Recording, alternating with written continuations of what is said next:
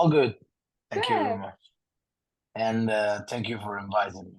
Yes, it's been, I'm trying this up a Let's little bit. try again. It's been, yeah, a few years since we talked, so it's good to chat with you again. Yeah, we told last time we told for Warfront, I guess. Mm-hmm. Yeah, yeah. Yeah, so You you have, you hear me good? I can hear you great. Okay. Yep. Right, perfect. Um, so yeah, it seems like you guys are coming out with albums every 2-ish years, pretty much. The last probably 4 ones have come out about every 2 years. This is your sixth one that's coming out in a couple weeks. How long have you Yeah. been working on this one? To be honest, it was very simple working on this one, except for the time that we spent outside home, you know, because we need some, relax to be able to compose stuff. So when you are on tour, basically you don't have much time, and you have also to bring all your gear to record. So it's not the right moment. And it's better to maybe you can save some ideas. You can sing it, and then when you are home, you work on them. But it's not a good place for work at the best. So beside that, we had less time because we toured more. Uh, That makes sense. Beside this, it was everything was good. Yeah, no, that makes a lot of sense. Yeah, so Troll Slayer, which has a really cool artwork. Tell me a little bit about the artwork. I really dig the cover. The artwork was made by Paul Mafayon. That it's an artist that work also from Blizzard for some video game developers, and it represents uh, a Troll's Lair. So it's inspired by the Warhammer lore. And Troll's Lair, it's a dwarf that lost the honor, and to get it back, he has to fight against enemies, and find death against the enemies, the strongest enemy that you can fight. So his fate is also his doom. And this is a fascinating character of Warhammer, and I wanted to, you know, because of this controversial, uh, let's say, feeling that he has, that to find his, let's say, his salvation is actually his death. So it's end, his end. So it's a controversial feeling that is fascinating for me, and I wanted to write 3, 4 songs, about the Trust Layer from Warhammer. So That's interesting. I didn't know that that's where it came from. I last time we had talked about D&D, but I don't know much about Warhammer, and so that's cool that you. I mean, I always wonder, like, how are you able to continue to come up with stories and topics because it's dwarf metal, and so that's you kind of gotta at this point keep on that trajectory. But you do a fantastic job of continuing to make it fun and interesting, and so that's cool that that's where you pulled that inspiration from. nice, thank you very much. I mean, yes, there are many lores to explore, and obviously, it's not that easy if you do all the song. For example, if you do in the composition of the phase of the composition of the music is not a problem because you can actually put whatever you want in the music. The problem is the lyrics and the topics of the songs, different tracks.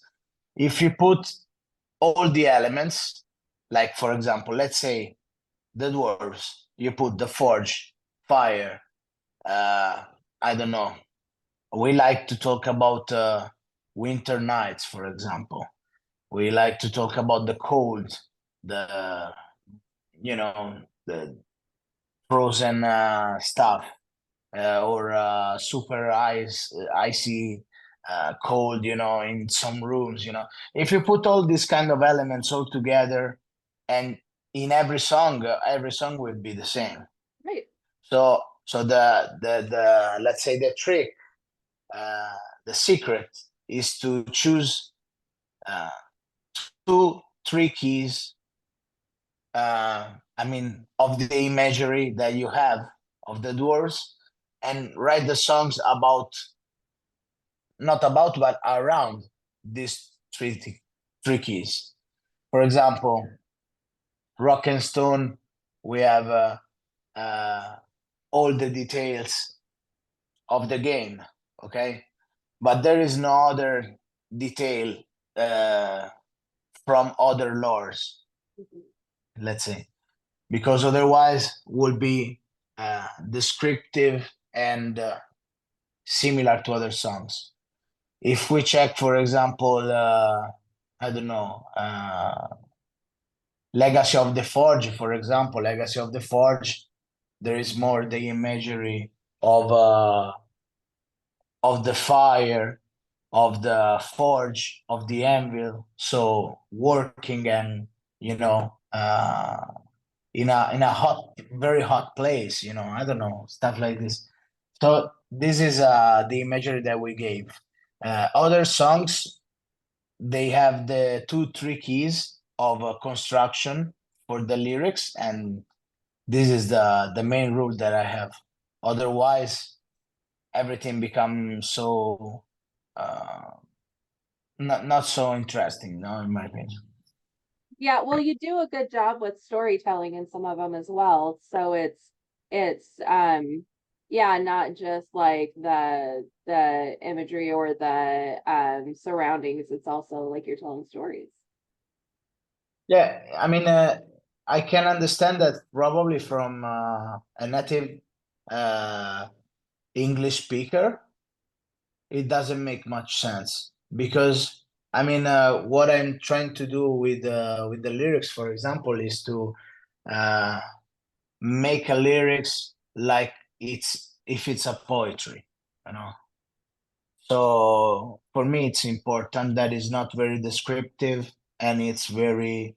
I tell you like 2, 3 things, details, but not details descriptive, but details like abstract uh, imagines, Right, they make you think about what I want to say without tell it. right. But I understand that it's difficult because, for example, one of my biggest friend, no, from US is Camden, from the guitar player of Seven Kingdoms.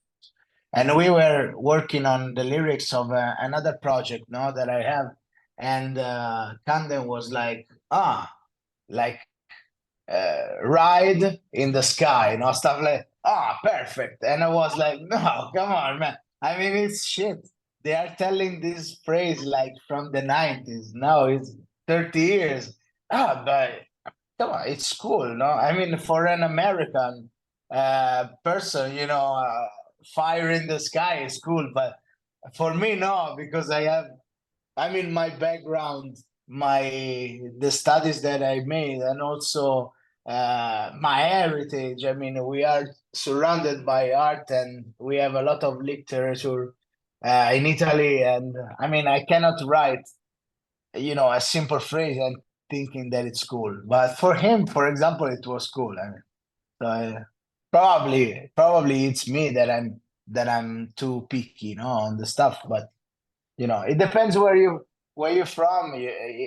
Even change it, probably for an English native English speaker, the lyrics, the form, let's say, the shape of the lyrics is not uh, important as it is for me. I don't know, because in English the words are more easy. No, you have like one word for tell 10 things, or Yeah. call 10 things are called with the same word. So, and for us, we have like 10 words for express one concept. So it's more you can choose what you want to say specifically, Right. so I mean, Makes sense. yeah, this is just a fun fact, but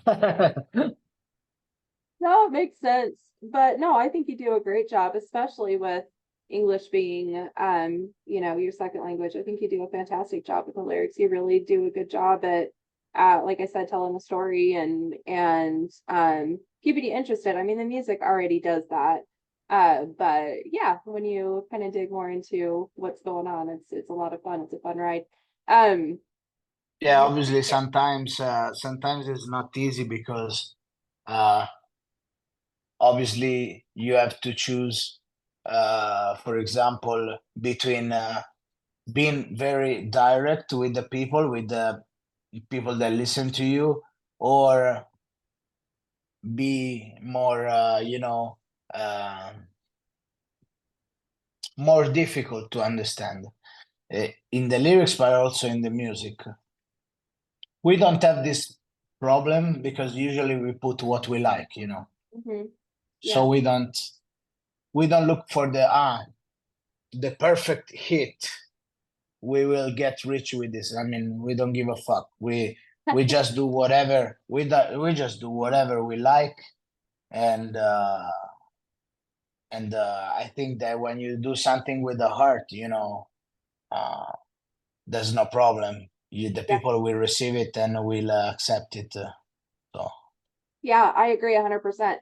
And boy, I mean, I am always so impressed with your fan base because and it's building and growing. Even from the last time we talked, I feel like it's already grown even exponentially from then. And even then you already had a pretty big fan base. And so I love going and looking at the comments because there's the most creative people that you have in your fan base that they say the most funny and interesting things. I just love reading the comments. Usually I'll just kind of breeze through comments of who I'm interviewing just to see like how it's being received. But I really enjoy your guys' fan base. They're so much fun. Um, and you have a huge tour coming up next yes. month, right? Powerwolf and Hammerfall. Yeah, actually, in a couple of weeks, probably less than 2 weeks, we are with Hammerfall and Powerwolf, yes, for a European tour, all in arenas. So we are in front of 5,000 to 10,000 people every night. That's amazing. I saw that some are already sold out too. How are you feeling about that? I mean, you guys are not new to playing live, obviously, but how are you feeling about this big tour? We love it. I mean, it's an opportunity that we will have, that will bring a lot of new fans to our fan base, and also it's like a sort of consolidation for our uh, for our band, because we are directly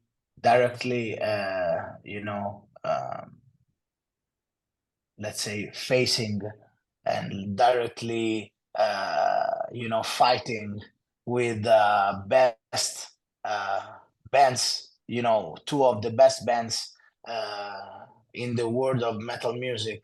And Hammerfall is like the history, for metal music, and Powerwolf is the reality that we have now. So it's a good thing to be, for us to have a confrontation, directly with them, and also play with them, and share the same people. Yeah. I think that we we are making our part in this tour. I mean, we sometimes back in the days I was like, okay, but we are the opener. No, you felt like you go there and nobody knows, and then it's good to discover when someone know already your song. But this time, I mean, we are three bands that are very uh, are actually very popular, so it's good. I Yeah. mean, we have 1 million listeners on Spotify, and like the other bands have almost the same. So That is so amazing. How does that felt for you? I mean, you can tell that you guys really enjoy this, and like you said earlier, like you do this because you enjoy it. You don't care about what anybody else thinks, but everybody else loves it. Did you have any idea when you guys had started this project that it would turn out to be what it's turned out to be? no, anyway, just one disclaimer. Let's say we care about what the others say and think because we always listen to our community, especially the criticism. They are very important because if you don't listen to the criticism, you don't grow, you don't improve yourself. So we always we care about it. The only thing is that if someone don't like it for personal reason, for personal taste, there will be someone else that like it. No, I mean, so but if we have some they have something to say or ideas, we always listen to everyone. So this is important. And what was the question? Sorry, because I wanted to clarify this thing. I can't even remember now. Uh, Okay. oh, I it's mean, okay. it's important for us to let's say to keep focusing on what we feel in the moment, because otherwise, if we don't do it, it will be like become a sort of cover band of yourself.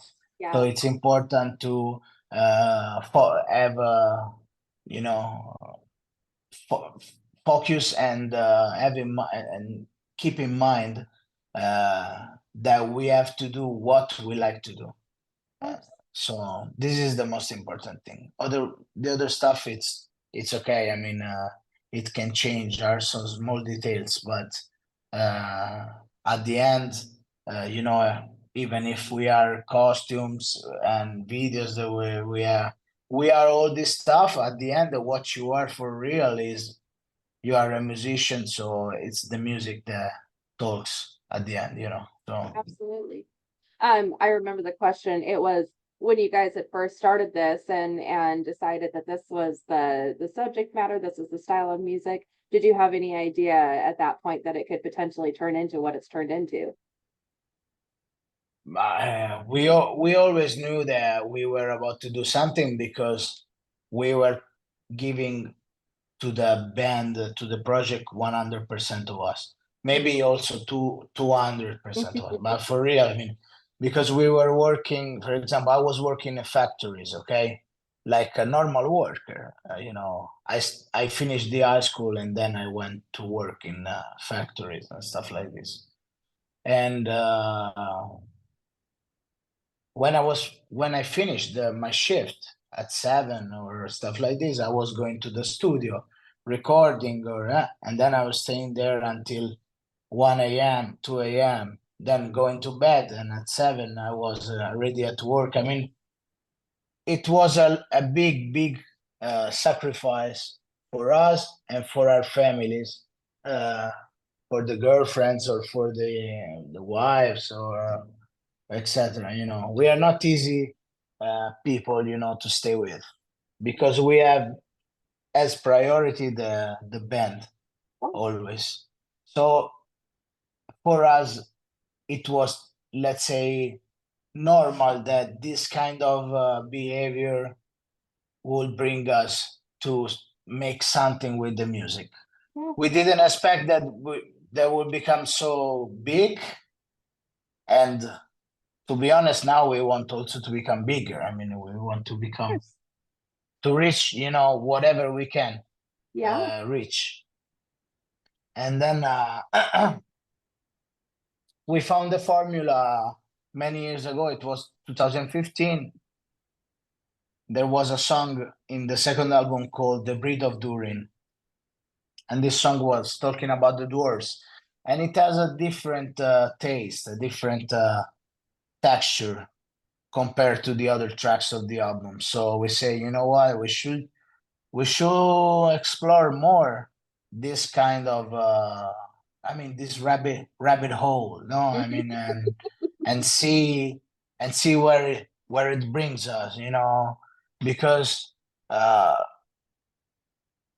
it was actually something innovative for us, an innovation, and also it was something original.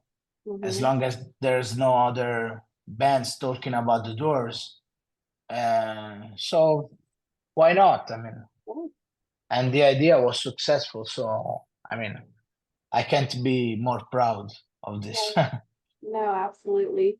The new video to be a dwarf is so incredible. It's I mean, you're watching a movie and you're watching an adventure. How was it recording that? And what did you feel about the outcome? It's an incredible video. It's an incredible video. It's true. Unfortunately, it didn't have much traction on YouTube, probably because also YouTube is going a little bit down with the views.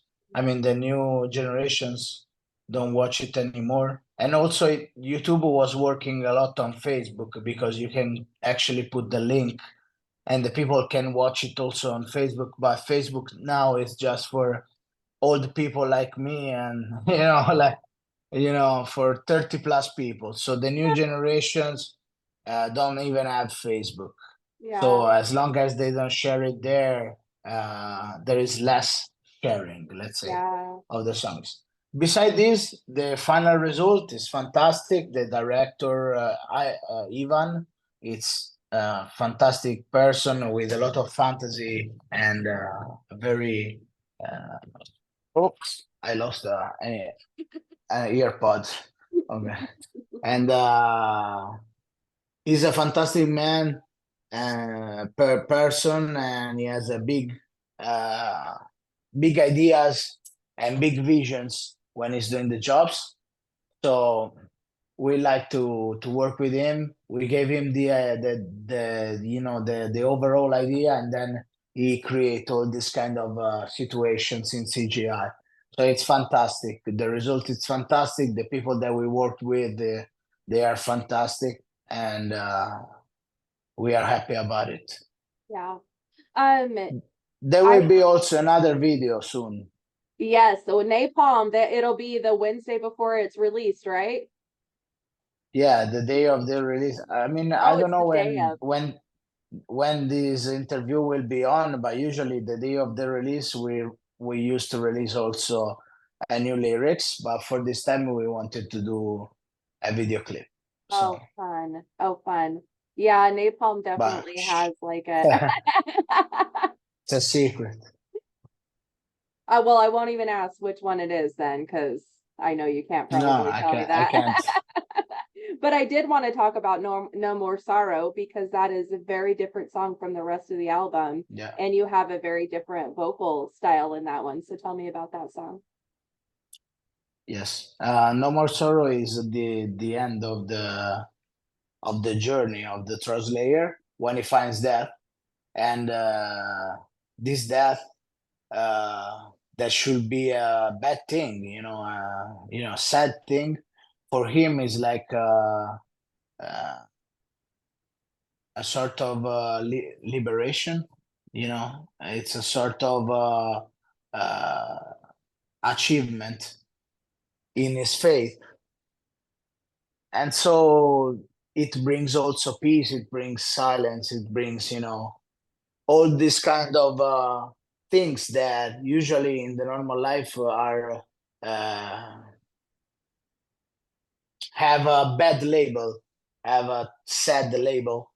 Uh, in this case, and with this faith, is they are good things. They are actually the achievement that he was looking for.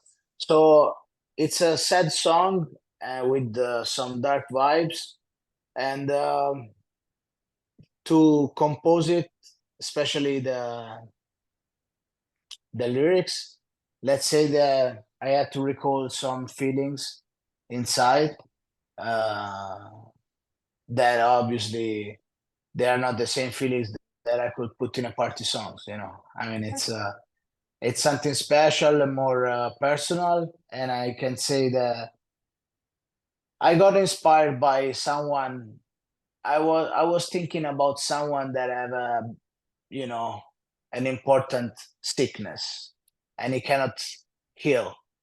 So I was thinking like he has like a sort of counter, no, on his head, and so how should behave someone that has this kind of things? And I think that if in the time that the life has concessed to him, he's doing everything on his possibilities and everything in his hand, you know, uh, when the death will arrive, he he has no regret, you know, and he accepts it more peacefully. So I was thinking about this, uh, and I think it's a good thing. I mean, it's something that you accept with a more light heart if you did everything in your hands in your life, you know. Right. No matter if you lived 1 month more or 10 years more, if in this 1 month you lived full 100%, it's okay. I love that. I love that. That's such a beautiful, different perspective of the end of life, you know? Mhm. Yeah. And yeah, I think I have another interview, but Yep. I have. So thank you for inviting me and for this opportunity, and we see you next time, maybe in the Yes. US. Who knows? Yes. Yes. I'm still waiting for Okay. it. Wonderful. Thank you so much. Enjoy the rest of your day, and we'll chat with you later. Bye bye. Thank you. Bye. Ciao.